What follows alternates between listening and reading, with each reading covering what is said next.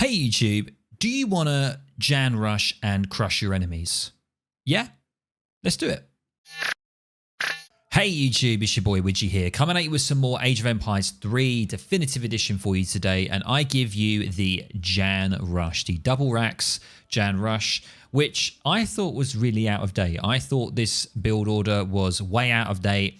It wasn't very optimal anymore with current strategies because, let's face it, you are at an inherent disadvantage if you are the rushing player compared to the defensive player. You've got to do a lot more micro-intensive action involved for you if you are the rushing party. So we're going to hit the play button. I'm just going to sort of cast this game that I recently played. And this was against Thomas HG. And I believe he is a moderator for Aussie Drongo. And I did notice his name before. It did ring a bell. And I think I've played against this guy before. But this was the game that got me into the 1300 ELO bracket, which is absolutely awesome. And, you know, if you guys are new to the game or you just want to play something different, I'd honestly recommend picking up either the Ottomans or the Aztec. Aztec, I think, are a slightly higher skill cap. Takes quite a while to get used to the Aztecs. The Ottomans are a little bit easier because you don't have to worry too much about macro here. You don't have to keep constantly creating villages. Your town center will do that for you. So I'm going to just outline the Jan Rush, and I'll drop a link down below where I found this. And it was a old forum post about nearly a couple of years ago now. Actually, it is a couple of years ago on the ESOC forum. So I will go ahead and put that link down below. And it's a comprehensive Ottoman guide, and I'm just going to be showcasing the double racks Jan Rush. So first thing you want to do is immediately send your explorer and build a TP. If you don't have access to a TP on the map, then what you want to do is build a mosque and a house, and ideally get the upgrade on the mosque, which is to increase the villager training time. That's ideally what you want to do. And you can also potentially build a market as well and get an upgrade there as well if you want to. But that's normally the thing that you do. What I tend to do here is, you've just noticed I had a few people chopping wood. What I like to do is go ahead and chop 50 extra wood so I can build a house, a mosque, and a TP. Now the mosque, I believe, is 150, house is 100, so that's 250, and you need the 200 for the TP, which makes it 450. And you always start with 400 wood, so you need that extra 50 wood there to complete your buildings. And then all you need to do from here is very simple: everyone on food and age up when you can. And we're going to obviously be aging up with the, well, once I select the deck, we'll be aging up with the 400 wood, which is the Courser Master. You can see here, choosing my Explorer to sort of scout the map. I'll turn the Fog of War off there so you can see. That's what I would just sort of do. Try and find wood crates if you can. They're very good.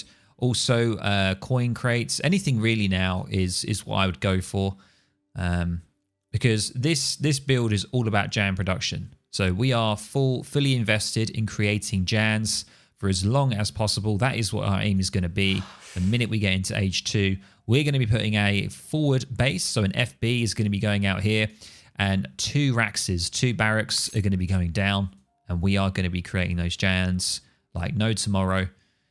And essentially, we want to be pushing in once we get our cav here. Once we get our 3 Hussar card, that is the cue to start moving out. So I'm going to just run through the sort of the card order. So the card order is as follows. You want to go for your 3 settlers. Then you want to go for your 700 gold. 700 gold. Yeah, that's it. 700 gold. I keep saying 700 gold. 700 gold, 700 food, and then you want to go ahead and get the 3 Hussar. And at that moment, those 3 Hussar pop out. That is your cue to move in as your timing attack to start pressurizing your enemy. And what you kind of want to do, I mean, I'll showcase it. This is a little bit different here because this was kind of a tough matchup for me, and I wanted to show you this. You know, I didn't want to show like an easy game. I know a lot of people do like to show just an easy game. And that's not what we're doing here. We're going to show quite a tricky game here. This is obviously 1300 ELO bracket, so if you are below that, you may do a lot better with this build order. You might not have as much resistance. And you can see here, as I'm aging up, we're all going on to wood. Now, what we're doing is we need to chop 300 wood. 300. Now, you're probably saying, why on earth are we chopping 300? That 300 is going to be used for 3 extra houses because we're going to need a lot of population to start creating these jans, and we've got to get the houses down early so we don't have to worry about them in the future. But what we're going to do, once we chop 300 wood, we're going to bring 2 villagers out to the forward position and start building the barracks immediately when we age up. So we're not going to start building the houses first, we're going to start building the barracks first, because when you age up, you're going to get 400 wood at your TC, and that's exactly what we're going to do. So that 400 wood at the TC will enable you to get 2 barracks, and then after that, you'll be able to build the 3 houses. Because essentially, you're going to have 300 wood gathered now, 400 comes in from the TC, that's 700 wood, so 2 barracks cost you 400 wood, and 3 houses cost you 300 wood. So there you go, 700 minus 400 minus 300 is 0. So that is exactly what we want to do. We want to be able to be as efficient as possible. And this build order is really crisp, really simple, and highly effective, you know, and the skill cap for this is very low and is very effective. I can't say for sure how powerful this would be further up the elo, you know, because people will be able to, you know, defend it a lot better, and your probably best bet is to go down a more fast fortress sort of route further up the ladder. But around my sort of level, I've been having great fun with this. I think I've played 5 games and it's 5-0 so far. I've played 5 games using this strategy and I've won all 5 of them so far, which is absolutely insane. Could just be a coincidence, but really, really good. So we've aged up. First thing we're doing is we're going for the 700 food. Oh, we're actually going 700 food. Ah, I know what happens here. Okay, so I know what happens here. I accidentally go for the 700 food first. So you do not want to do this. I made a mistake here and I delayed my gold and it really screwed me up in this game. So I was actually quite far behind. What you always want to do is go 700 coin first. So I've done it wrong here and I think I find that out. And I actually decide to cancel it. I don't think that was probably the best thing to do. But you can see I'm building my 3 houses. And I'm just about to finish my barracks. And then we're just producing jans. That's what we do, baby. We're just going to get those jans. They're going to be coming out. You can see I've made the mistake. So now I'm very far behind. And to compensate for this, I think I moved quite a few villas over to gold because you can see I've got a lot of gold, a lot of food here stored. And I need to get some villagers over to gold. So it hasn't worked out the best at the start here. But ideally what you would have is, because you've got all those villas on food, you would have collected by now 700 gold. And then you can just keep producing jans. You don't need a huge amount of villagers on gold. You just need a majority of them on food. So you can keep creating those jans.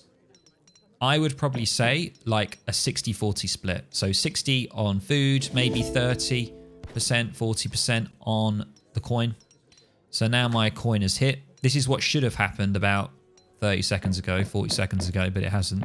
So we are behind now, which is a shame. Got a couple on coin at this base as well. As I say, utilize the hunts. Try and build your barracks near gold, near a TP maybe, near some hunts. Try and utilize. I could have actually, for example, I could have built the double racks up here. That would have been crazy. Built up here, then maybe built this TP further down the line if I wanted to secure it. Many things I could have done. Instead, I built it here. And I think our good friend Thomas here already knows. Actually, he doesn't. So he's got no idea that I've got a racks here. And now I'm rolling out. And what does Thomas have here? He's just got his 600 wood shipment. Or, sorry, 700 wood shipment. And now I'm going to be sieging the aggro down.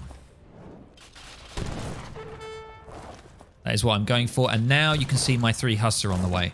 So 700 gold, 700 food, and then go for that 3 husks. So you can see here, I am sort of attacking a little bit earlier. I've done a little bit of a scout, and I can see that he's got no infantry. So I'm going to try and I'm going to sort of use that to my advantage, and I'm actually going to start attacking a little bit earlier than I should. And you can see he's reacted with Gurkhas, which is a perfect thing to do. They're a good skirmisher unit, and they will counter my Jans. However, the Jans are very high HP for heavy infantry. They are like the 2nd best heavy infantry unit, second to the Sepoy, which is from India as well. And now you can see that my next card after my Huss is going to be my 700 wood. Now with this 700 wood, there's many things you can do. Okay, you could go down the route and build a stables. You could build a stables. You could build a couple more houses. You could maybe get a marketplace as well. Start getting some eco upgrades. Or what you could do is start to try and take the TP line. So you could go ahead and build 2 more TPs. You could even try and take the entire trade route here and get the what's it called? The blooming upgrade the TP line. What's the TP line called? Can't even remember. Like the horse and cart. What's it called? Jesus Christ. The trade cart. It's called the trade cart on this map, but whatever it's called, you know what it is. Upgrade the trade line. You could do many things. There is a kind of build order that you can do, which is called like the sort of Jans sort of contain. And you use your Jans to contain your opponent, and then you start taking over the TPs. And then you get a real huge boost to your economy. So you can see here that I'm moving out the 3 Huss. 3 Huss are absolutely crucial. Try not to lose them. I try and just use this to get rid of the Gurkhas so I can try and take the aggro fort. He has popped out some irregulars, so I've got to be careful of them because they're going to do some damage to my cav. I back them out, make sure just to try and poke them and take them down. My main aim here is taking the aggro down, which is really good for me. That gets rid of his military building because he uses that to produce his infantry. And you can see here now, Jan's doing a good work, and there's plenty of them. He has got some militiamen out, but I've got to be careful. But I'm feeling a little bit confident here. I know that I've got quite a lot of Jans, and his units are running out. I've got more Jans coming in, and you can see, just look at my macro. You can see I've got a little bit too much gold. Probably want to have more over to food, as I mentioned. Always try and have more on food than gold. And there you go. That's it. And now this is the difficult bit that I still struggle with, and I'm sure you guys might struggle with, and that is, what the hell do I do now? You know, so I'm ahead. I'm feeling good. I'm 1,000 score ahead. I've taken out his units. I've taken his aggro down. I'm feeling really good. I'm getting another 5 Jans from the home city coming in. Now the question is, what the hell do I prioritize? Do I take buildings down? Do I try and find vills? Like, what do I do? I genuinely, if you can see vills, I would try and hunt them down. For example, here, I don't actually see those vills, right? Look, my vision is really poor. So I don't actually see these vills. But I would try and either siege down some houses because that can really disrupt their population. You can see that Thomas has only got 13 population left. If you take 2 houses down, he's really screwed. He's got to then invest more into houses and stuff like that. Or take down any key military buildings. I do decide to take the consulate down here. I don't know if that was the best thing because he's already used the consulate. So I think, yeah, I decided to move off of that and then decide to just try and take the TC down because Jans have a lot of siege. They've got 25 siege. It's not to be sniffed at. And I've got more Jans coming in. I'm not doing the best at getting a full batch of them. You can see that I still need more on food. I need to sort my macro out. And he has now got a shipment of 5 sepoys and further 3 Huss come out of the consulate now. Huss are not going to be too much of a problem for me. I don't actually notice this because I was actually at base. I'm now dealing with them. And you can see the sepoys are actually the better unit. They've got 25 damage, 108 health. I've got 20 damage and 210. Sepoys just slightly beat me here. So I do get a little bit nervous here. Get a little bit nervous. Never overcommit. Rule number 1 that I've learnt the hard way is never overcommit. If I stayed there, I would have lost all my Jans. So just come back. Just come back. It's fine. You know, reevaluate, come back, see if he's going to overextend. See, I think Thomas here is just overextending just a little bit here. And he's going to lose his explorers because of it. I feel like that's a little too aggressive. And now I'm on the offensive. So now I'm coming. It's just a brilliant example here of how you should never always take a fight to the end. You know, just think to yourself, am I actually losing this fight right now? If I'm losing it, what the hell am I doing there? Let's get back. Let's back off. Let's regroup and let's push out. So we had quite a good skirmish there. We did quite a lot of damage. We took down the aggro fort. We took down his initial army and disrupted him a little bit. And he had to go and build a barracks to try and deal with it. And he's only got a collection of Gurkhas here.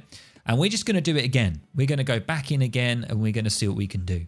That's the main thing that I can say to you guys is don't wait around too long. Once you've remassed, get back out there again. get back out there. And now I've got another card coming in, which is 600 coin. So keep coming with those coin shipments. So I've sort of gone 3 vils, then I've gone 700 coin, 700 food, gone for the 3 husks. And once your husks are out, that's ideally the moment that you should be pushing in, either then or slightly before. And then you can do whatever you want after that. You know, you can go for 5 Jans if you want to. You can go for 600 coin. If you wanted to go more eco, you could go for 5 vils. I don't think I went for 5 vils in this occasion, but you could do. And now we see some aggression from Thomas now. So he's pushing out with some Gurkhas. He's feeling good about it. I'm in a tricky situation here. However, I got Hussars. Now, with that 700 wood, I haven't really been looking at what I've been doing in base. But with that 700 wood shipment that I got in, I went ahead and built a stables, a couple more houses, and I'm now building a market in a strange position there. Maybe, I don't know why, but I just built it there to get some further upgrades as well. Now, what I tend to recommend is that sometimes you have just a couple of vils on wood, because sometimes you can get caught out and you don't have the wood available to be able to get houses when you're pop capped. So just bear that in mind. Okay, so the Huss are going to save me here. You know, I don't know whether Thomas has seen the Huss. He has seen the Huss. So he is getting back now because he does not want to get snared. And I'm going to keep going forward here. I'm feeling good. Got a good amount of cav, good amount of Jans. And here we go. So we're going to go in. He has done a great pop of some sentries here. And I'm getting a little nervous. There are a few sepoys there in melee, and they are going to do quite a bit of damage to the cav. So I'm going to focus them down first. And then I'm just going to keep going with my cav. Keep going at the sepoys and pushing forward with the Jans here. You want to keep pushing forward. Don't stop. Snaring the Gurkhas, pushing forward with the Jans to help. Because those Gurkhas are not going to do a lot of damage to these Huss, trust me. So that is them going down here. And now I'm pushing even far forward. You see, he's not moving his Gurkhas. I'm taking the initiative to keep moving forward. His TC, I don't think there's any fire from his TC at the moment. And now I have another card available. And now I'm feeling good. So I'm going to just focus this barracks down. He's got lots of vils. He's got vils I don't even know about. They're all the way over here. I could have walked some over here and found them. You know, that's something that I need to work on. But instead, I just focus the barracks down. I don't want him to carry on creating any more Gurkhas. So I just make sure to focus this down. Yeah, he is going to get a few shots off on some of the Jans here. But now I'm going to move forward. And I don't think he's noticed here that I'm moving forward. And I'm going to be able to clear that up. And you can see here now, I've got another batch of total of 9 Jans moving in. Going to get a few pickoffs of a Vil there. Beautiful. And cleaning up the Gurkhas there. He's trying to rebuild a barracks. It's not going to happen. 10 Jans can one-shot Vils. And there it is, guys. There it is. Glorious match. Great example of a double racks Jan rush that I thought, honestly, was really out of date. I thought it wasn't that good anymore.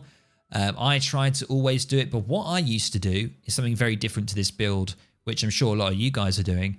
I went ahead and got like the 700 wood first or second, and then I went ahead and got the 700 coin.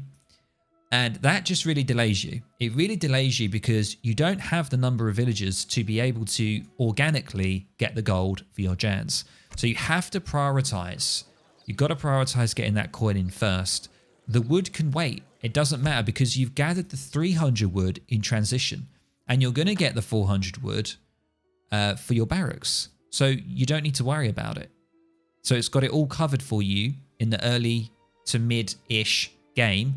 And then if you need to build more, there you go. The 700 wood is available to you. And as I said, make sure to have maybe 2 or 3 on wood if you do get caught out with houses. Hope you really enjoyed this. Let me know what you think down in the comments below. Have you seen this? Have you done this before? Have you been victims of this build? If you have, let me know down in the comments below. And of course, drop a like if you enjoyed it. If you're going to go and try it, please do. It's really, really fun if you enjoy sort of rushing and Age 2 action. Give it a go. As I say, you can catch me on Twitch at Widgie1. Have a good morning, good afternoon, good evening, wherever you are in the world. And I'll catch you in the next video or the next stream.